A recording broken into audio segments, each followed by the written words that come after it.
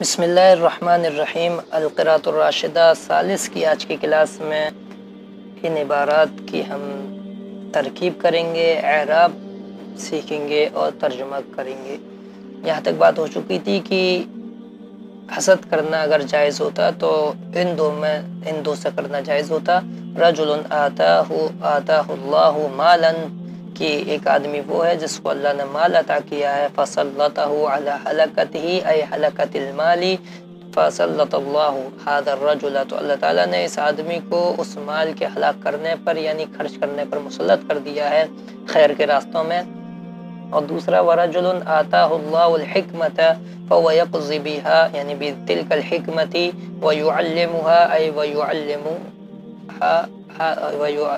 هذه الحکمت، کہ دوسرا وہ شخص ہے جس کو اللہ نے حکمت اور دانائی دانی عطا فرمائی ہے، وہ اس کے ذریعے سے فیصلے کرتا ہے لوگوں کے درمیان اور لوگوں کو وہ حکمت سکھاتا ہے، دانائی کی باتیں سکھاتا ہے۔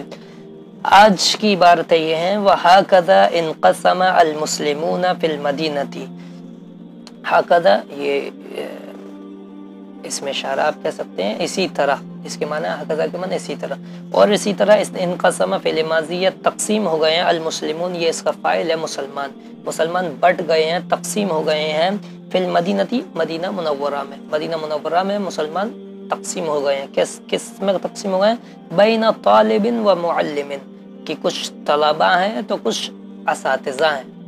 طلبہ اور معلم، طالب اور معلم کے درمیان مسلمان مدینہ منورہ میں تقسیم ہو گئے ہیں، منقسم ہو گئے ہیں۔ فَإِمَّا طَالِبٌ وَإِمَّا مُعَلِّمٌ، وہاں رہنے والا ہر شخص یا تو طالب ہے یا معلم ہے۔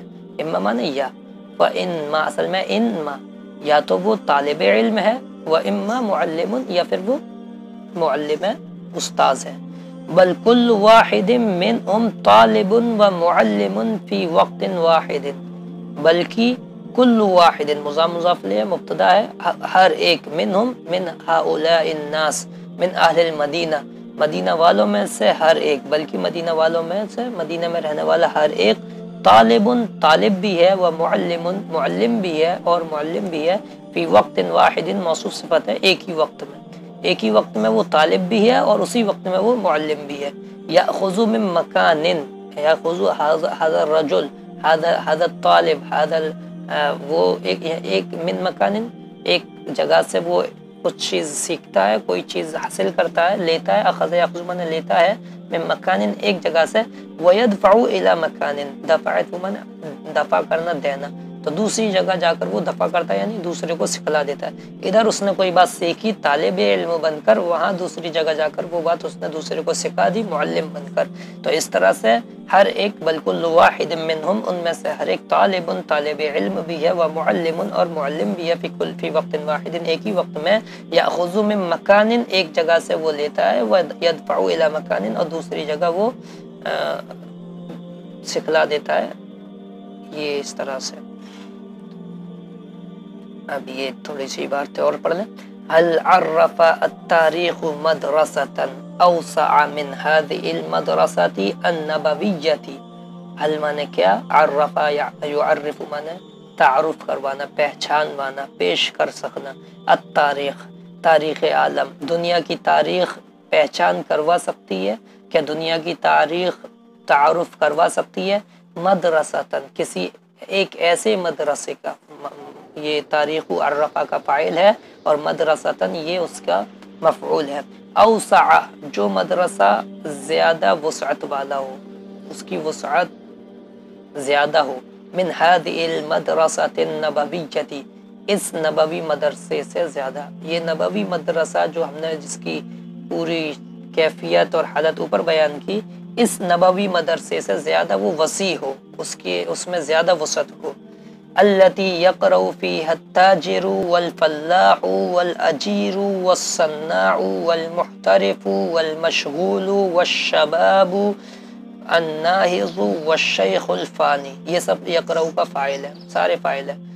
فيها ہا کی ضمیر، هذه المدرسة النبوية، کہ یہ مدرسہ نبویہ وہ مدرسہ نبویہ ہے جس میں پڑھتا ہے، فیہا یعنی فی هذه المدرسة، جس مدرسے میں، جس مدرسے میں پڑھتا ہے، التاجر تاجر، کاروبار کرنے والا، تجارت کرنے والا، والفلاح کسان، والاجیر مزدور، والصناع کاریگر، والمحترف پیشہ ور، والمشغول مشغول آدمی بھی اس مدرسے میں پڑھتا ہے، والشباب الناہض ابھرتا ہوا نوجوان گرم خون نوجوان بھی اس میں پڑھتا ہے، والشیخ الفانی قبر میں پیر لٹکا ہوا بڈھا بھی اس مدرسے میں علم حاصل کرتا ہے۔ تو کیا تاریخ ایسا وسیع وسعت کا حامل مدرسہ کوئی اور اس کے مقابل میں پیش کر سکتی ہے، اس کا تعارف کروا سکتی ہے؟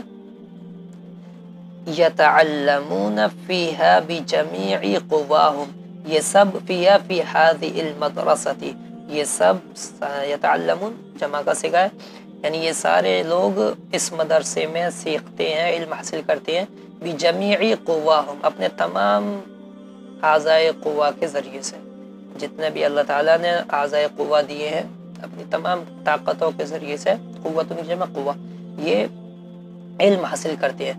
فالاذن تسمع کان سنتے ہیں، اذن کا فاعل اذن مبتدا ہے، تسمع میں یہ کی ضمیر اذن کی طرف لوٹ رہی ہے، وہ اس کا جملہ اسمیہ خبر ہو جائے گا، جملہ ہو کر یہ خبر مبتدا خبر۔ تو کانوں کا کام ہے سننا، تو کان سن رہے ہوتے ہیں، والعین تبصر اور آنکھیں دیکھ رہی ہوتی ہیں، والقلب یشعر اور دل محسوس کر رہا ہوتا ہے، والعقل یفکر اور عقل غور و فکر کر رہی ہوتی ہے، والجوارح تعمل اور اعضائے انسانی عمل کر رہے ہوتی ہیں، یعنی ہر ایک عضو اپنے کام میں لگا ہے، کان سننے میں لگے ہوئے ہیں، آنکھ دیکھنے میں لگی ہوئی ہے، دل محسوس کرنے اور احساس کرنے میں لگا ہوا ہے، اور عقل غور و فکر میں لگی ہوئی ہے، اور اعضاء و جوارح عمل کر رہے ہیں۔ تو یہ آج کی عبارات ہیں، اس کو اچھے سے سمجھ لیں۔ السلام علیکم ورحمۃ اللہ وبرکاتہ۔